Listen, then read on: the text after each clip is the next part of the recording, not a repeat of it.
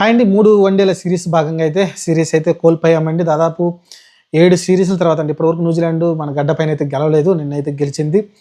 Match 40 పరుగుల తేడాతో అయితే న్యూజిలాండ్ అయితే విజయం సాధించింది. దీనిలో చూసుకుంటే దాదాపు 3 సెంచరీలు నమోదైనయి. మీరు న్యూజిలాండ్ తరపున 2 సెంచరీలు చేస్తే, ఇండియా తరపున విరాట్ కోహ్లీ మరొక సెంచరీ చేశాడు. దాదాపు 85వ సెంచరీ అనుకుంటా ఇది.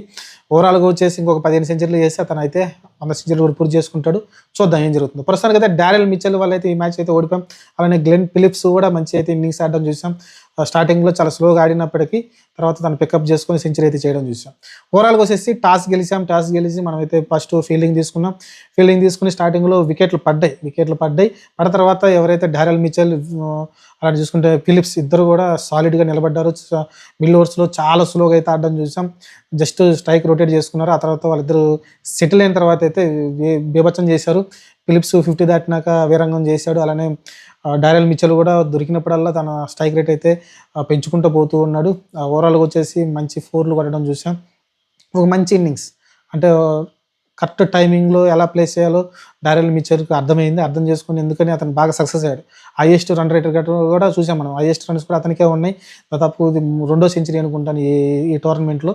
ఓవరాల్‌గా వచ్చేసి మంచి ఇన్నింగ్స్ అయితే చూసిన ఫీలింగ్ కలిగింది. కాకపోతే ఇండియా ఓడిపోవడం అనేది దాదాపు ఇన్ని సంవత్సరాల తర్వాత ఇండియా ఓడిపోవడం అనేది కొంచెం బాధ కలిగించే విషయం తప్ప, కానీ మెచ్చుకోవాల్సిందే వాళ్ళ ఫైటింగ్ స్పిరిట్. అందులోనూ సెకండరీ టీమ్ మీరు చూసుకుంటే వాళ్ళు పెద్ద పెద్ద కెన్ విలియమ్సన్ లాంటి వాళ్ళు కానీ, మిగతా ఎవరైతే బౌలింగ్ డిపార్ట్మెంట్ ఉందో వాళ్ళు, మెయిన్ హెన్రీ లాంటి వాళ్ళు కానీ వీళ్ళందరూ రాలేదు. ఎందుకంటే వాళ్ళు T20 వరల్డ్ కప్ కోసం అయితే ప్రాక్టీస్ చేస్తూ ఉన్నారు. సెకండరీ టీం పంపించారు. సెకండరీ టీంతోని వీళ్ళైతే కప్పు కొట్టుకొని వెళ్ళిపోతూ ఉన్నారు న్యూజిలాండ్ టీం. ఇంకా చూసుకుంటే మన టీంలో కొంచెం లోపం ఏమని కనిపించిందంటే రోహిత్ శర్మ మళ్ళీ ఫెయిల్ అయ్యాడు. ఆ తర్వాత చూసుకుంటే మీకు మిడిల్ ఓవర్‌లో శుభ్మాన్ గిల్ మళ్ళీ అనుకున్నంత రేంజ్‌లో అతని నుంచి బ్యాటింగ్ స్కోర్ అయితే రాలేదు. ఇంకా మంచి ఇన్నింగ్స్ అయితే రావాల్సింది అతని దగ్గర నుంచి. ఇంకా శ్రేయస్ అయ్యర్ కావచ్చు, లేకుంటే మిడిల్ ఓవర్‌లో జడేజా వీళ్ళిద్దరు కూడా మళ్ళీ ఫెయిల్ అయ్యారు. వీళ్ళిద్దరు కావడం వల్లే మనకైతే ఆ స్కోర్ అయితే రాలేదు. కాకపోతే మిడిల్ ఓవర్స్‌లో మీరు చూసుకుంటే విరాట్ కోహ్లీ, నితీష్ కుమార్ రెడ్డి ఏదైతే ఇన్నింగ్స్ ఆడారో చాలా మంచి ఇన్నింగ్స్ ఆడారండి. చాలా మంచి ఇన్నింగ్స్ ఆడారు. ఎందుకంటే శుభ్మాన్ గిల్, విరాట్ కోహ్లీ మంచి ఇన్నింగ్స్ ప్లే చేసినప్పటికీ నితీష్ కుమార్ రెడ్డి విరాట్ కోహ్లీ ఇన్నింగ్స్ ఏదైతే ఉందో జస్ట్ సింగిల్ టు సింగిల్ తీశారు. ఆ తర్వాత విరాట్ కోహ్లీ దగ్గరికి వెళ్ళి మరి ఇంక మనం రిస్క్ తీసుకోవచ్చు, కొన్ని షాట్లు రిస్క్ తీసుకుని 6లు కొట్టనైతే అతను ఇండికేషన్ ఇవ్వడము. ఆ తర్వాత మీకు నితీష్ కుమార్ రెడ్డి కూడా అలానే రియాక్ట్ అయ్యి తన ఇన్నింగ్స్ మంచిగా చేసుకొచ్చాడు. 50 చేశాడు.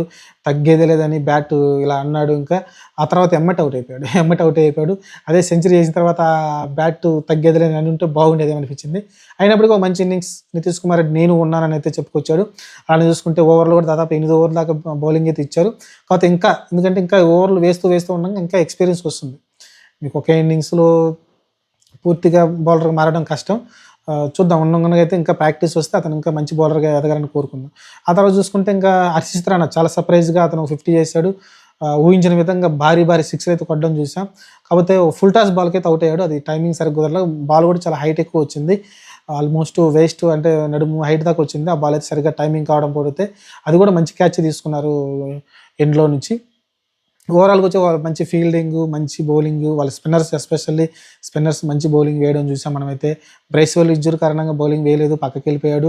అయినప్పటికీ వాళ్ళ టీమ్ అంత వీక్ ఏం కనిపించలేదు. బౌలింగ్‌లోనూ లేకుంటే ఫీల్డింగ్‌లోనూ ఎక్స్ట్రార్డినరీగా కనిపించింది మనకైతే. ఓవరాల్‌గా వచ్చేసి విరాట్ కోహ్లీ పర్ఫార్మెన్స్ మళ్ళీ ఒక మంచి నాకైతే ఆడడం చూసాం.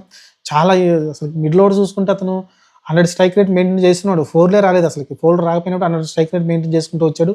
ఎలా అంటే ప్రతి బాల్ సింగిల్ వేసాడు. ఎక్కడ కూడా డాట్ బాల్ పడకుండా నితీష్ కుమార్ రెడ్డి కానీ, విరాట్ కోహ్లీ కానీ ఎక్కడ కూడా డాట్ బాల్ పడకుండా సింగిల్స్ తీస్తున్నారు. ఇంకొక బ్యాటర్ కానీ మనకు జడేజా కానీ మీకు ఎక్కడ కానీ ఒక్క బ్యాటర్ కొంచెం ఒక 20-30 పరుగులు చేసుంటే మనం ఈ మ్యాచ్ గెలిచేవాళ్ళం. చాలా ఈజీగా గెలిచేవాళ్ళం. కాకపోతే నితీష్ కుమార్ రెడ్డి అవుట్ అయిన తర్వాత విరాట్ కోహ్లీ కూడా వేరే ఇంకా దారి లేదు. అందులో హర్షిత్ రాణా వచ్చి మంచి షాట్లు కొట్టాడు. మ్యాచ్ ముగిస్తారేమో అనిపించిన టైంలో అతను అవుట్ కావడం. ఆ తర్వాత ఏ బ్యాటర్ కూడా నిలబడలేకపోవడం, సిరాజ్ కానీ లేకుంటే కుల్దీప్ కానీ మిగతా వాళ్ళు ఎవరు కూడా నిలబడకపోవడం. ఇంకా రిస్క్ తీసుకొని విరాట్ కోహ్లీ కూడా తన వికెట్ అయితే సాక్రిఫైస్ అనుకోవచ్చు. ఎందుకంటే ఆ టైంలో ఇంకా బిగ్ షాట్లు ఆడాల్సిన పరిస్థితి ఏర్పడింది. కాబట్టి బిగ్ షాట్ కొట్టి అవుట్ అవ్వడం చూసాం. ఓవరాల్‌గా వచ్చేసి ఈ సిరీస్‌లో మనకు క్లియర్‌గా అర్థమైందంటే టీం బాగానే ఉంది. దీనిలో మార్పులు ఏమైనా ఉండాలంటే కలిసి జడేజా ప్లేస్‌లో అక్షర్ పటేల్‌ని కలిసి తీసుకొస్తే బాగుంటుంది. నెక్స్ట్ వరల్డ్ కప్‌కి నాకు తెలిసి బెస్ట్ బ్యాటర్‌గా బౌలర్గా నాకు అక్షర్ పటేలే కనిపిస్తున్నాడు. సేమ్ టు సేమ్ సిమిలరే, కాకపోతే అంత పదును తగ్గిపోయింది. జడేజా బౌలింగ్లో పదును తగ్గిపోయినట్టయితే నాకు అది అనిపిస్తుంది. కుల్దీప్ యాదవ్ కూడా తేలిపోతూ ఉన్నాడు. అతనికి కొంచెం వేరే ప్లేయర్ని ఏమన్నా ట్రై చేయొచ్చు. వరుణ్ చక్రవర్తి లిమిటెడ్ ఓవర్స్లో మీకు T20లో మంచిగా చేస్తున్నాడు కాబట్టి వరుణ్ చక్రవర్తిని కూడా ట్రై చేయొచ్చు మనం. అలానే బిష్నాయ్ కూడా వచ్చాడు టీంలోకి, అతను కూడా ట్రై చేయొచ్చు. చూద్దాం మరి. ప్రస్తుతానికైతే కొంచెం టీంలో కొన్ని మార్పులు అయితే చేయాల్సిన అవసరం అయితే కనిపిస్తుంది. ప్రస్తుతానికైతే ఈజీగా గెలవాల్సిన మ్యాచ్ని కొంచెం క్రిటికల్ చేస్తున్నారు. స్టార్టింగ్ స్టేజ్లో మన వికెట్లు పడిపోవడంతో అయితే ఎండింగ్లో హర్షిత్ రాణా ప్లస్ పాయింట్ అయ్యాడు. నితీష్ కుమార్ రెడ్డి ఎవరైతే ఇద్దరు కూడా ఆల్రౌండర్ కోటాలోనే ఉన్నారు. మంచి ఇన్నింగ్స్ అయితే వచ్చింది, అదొకటి పాజిటివ్ విషయం. ఇంకంతే అండి. ఇంకా పాజిటివ్ అంటే ఏం లేదు. రోహిత్ శర్మ కొంచెం మంచి కంబ్యాక్ ఇవ్వాల్సి ఉంటుంది. విరాట్ కోహ్లీ ఈ సిరీస్లో 2 సెంచరీలు చేసుకొచ్చాడు. తన ఫామ్ను అలానే కొనసాగిస్తున్నాడు. 100 సెంచరీల వైపు అయితే దూసుకుంటూ పోతున్నాడు. కానీ సిరీస్ కోల్పోయాం. చూద్దాం మరి. నెక్స్ట్ వచ్చేసి ఇంకా T20 సిరీస్ అయితే మొదలవుతుంది. 5 T20లో ఉంటాయి. దానికి సపరేట్ టీం కాబట్టి ఇంకా విరాట్ కోహ్లీ, రోహిత్ శర్మలు ఉండరు ఆ టీంలో. చూద్దాం మరి.